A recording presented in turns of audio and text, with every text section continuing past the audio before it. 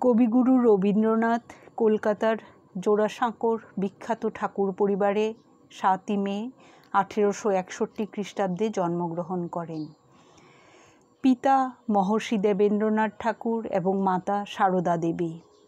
School কলেজের চিরাচরিত শিক্ষা তিনি গ্রহণ না করলেও সাহিত্যের সব শাখাতেই তাঁর দান বিস্ময়কর ও অপরিমেয়। কবিতা ছাড়াও গল্প, উপন্যাস, নাটক, প্রবন্ধ, ভ্রমণ কাহিনী, সঙ্গীত, ভাষাতত্ত্ব, শিক্ষা ইত্যাদি বহু বিষয় রচনা করে তিনি বাংলা সাহিত্যকে বিশ্বের অন্যতম শ্রেষ্ঠ স্থানে প্রতিষ্ঠিত করেছেন। ১৯১৩ সালে ইংরেজি গীতাঞ্জলি কাব্যগ্রন্থের জন্য তিনি নোবেল পুরস্কার লাভ করেন। তার বিশিষ্ট কাব্যগ্রন্থ প্রভাত সঙ্গীত, সন্ধ্যা সঙ্গীত, করিও কোমল, মানসী, সোনার তরী, চিত্রা, কল্পনা, গীতালি, গীতাঞ্জলি, বলাকা, মহুয়া, খেয়া, পূরবী, পরিশেষ, শ্যামলী, নৈবেদ্য, আরোগ্য প্রভৃতি। প্রশ্ন কবিতাটি রবীন্দ্রনাথ ঠাকুরের লেখা পরিশেষ কাব্যগ্রন্থ থেকে নেওয়া হয়েছে। দয়াহীন এই পৃথিবীতে ঈশ্বর যুগে যুগে মহামানব পাঠিয়েছেন ক্ষমা, শান্তি, প্রেম ও ভালোবাসার বাণী প্রচার করতে।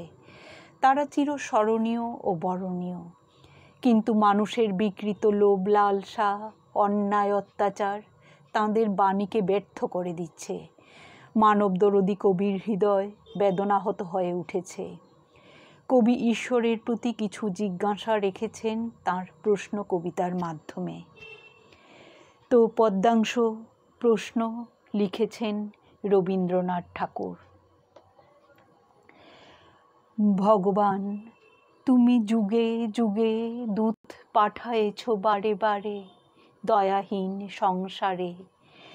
তারা বলে গেল ক্ষমা করো সবে, বলে গেল ভালোবাসো, অন্তর হতে বিদ্বেষ বিষ্ণাসো। বরণীয় তারা, স্মরণীয় তারা, তবুও বাহির দ্বারে আজি দুর্দিনে ফিরানো তাদের ব্যর্থ নমস্কারে।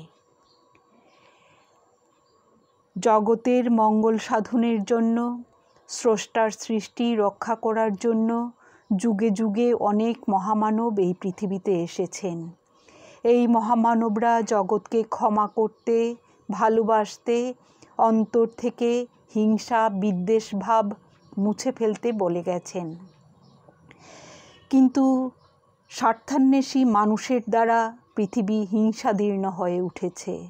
সত্য আর ন্যায়ের বাণীকে উপেক্ষা করে মানুষ আজ বিকৃত লোভের আশ্রয় নিয়েছে। দিকে দিকে বিদ্বেষ, হিংসা ছড়িয়ে পড়েছে। এক শ্রেণীর লোভী মানুষের বিকৃত লালসার শিকার হচ্ছে জগৎ সংসার।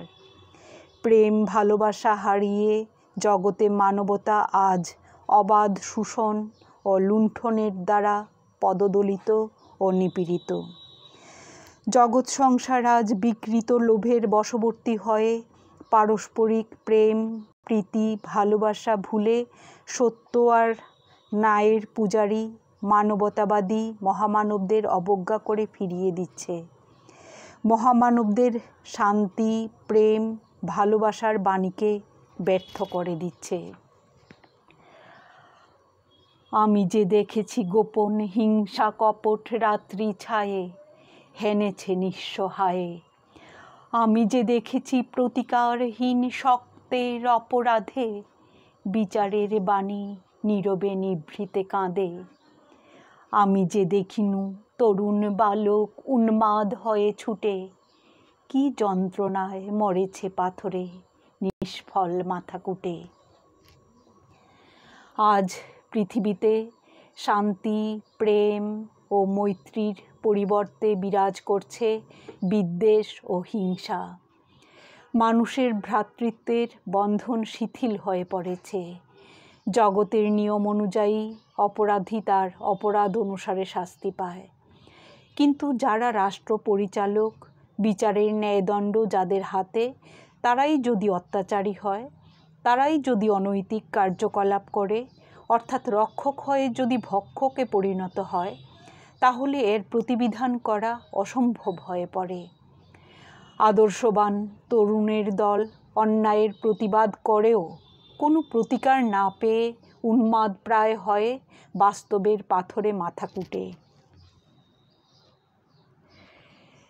কণ্ঠ আমার রুদ্ধ আজিকে বাঁশি সঙ্গীত হারা অমাবস্যার কারা, লুপ্ত করেছে আমার ভুবন দুঃস্বপনের তলে, তাই তো তোমায় শুধাই অশ্রু জলে। যাহারা তোমার বিষাইছে বায়ু নিভাইছে তব আলো, তুমি কি তাদের ক্ষমা করিয়াছ?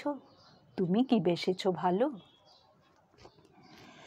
অসহায় মানব সভ্যতা আজ অধঃপতনের সম্মুখীন। এসব দেখে কবির মন ব্যথিত হয়েছে, কবির কণ্ঠ রুদ্ধ হয়ে গেছে, কবির সব সঙ্গীত যেন পথ হারিয়ে ফেলেছে। মানবতার পূজারী কবি রবীন্দ্রনাথ চোখের জলে জগতের সৃষ্টিকর্তা পরমেশ্বরকে জিজ্ঞাসা করছেন, যারা মানবতাকে পদদলিত করছে, যারা বিকৃত লোভ চরিতার্থ করার জন্য অন্যায়কে আশ্রয় করছে, যারা আইন বিচার ব্যবস্থাকে বুড়ো আঙ্গুল দেখিয়ে সমাজের উপর অত্যাচার শোষণ অন্ধকারের রাজত্ব কায়েম করছে, তাদের কি কোনো দিন বিচার হবে না? যারা পৃথিবীর বাতাস বিষিয়ে দিচ্ছে, সমস্ত আনন্দ আলো নিভিয়ে দিচ্ছে এই পৃথিবীর বুক থেকে, ঈশ্বর কি এখনও তাদের ক্ষমা করবেন? এখনও তাদের ভালোবাসবেন? এই অত্যাচারের দিন কি শেষ হবে না কোনো দিন? বিশ্বকবি রবীন্দ্রনাথ ঠাকুরের লেখা প্রশ্ন কবিতাটির ব্যাখ্যা এখানেই শেষ হলো। প্রিয় ছাত্রছাত্রীরা, সবগুলো চ্যাপ্টারের সহজ ব্যাখ্যা পেতে তোমরা সহজ ব্যাখ্যা চ্যানেলকে সাবস্ক্রাইব করে নিও। ধন্যবাদ।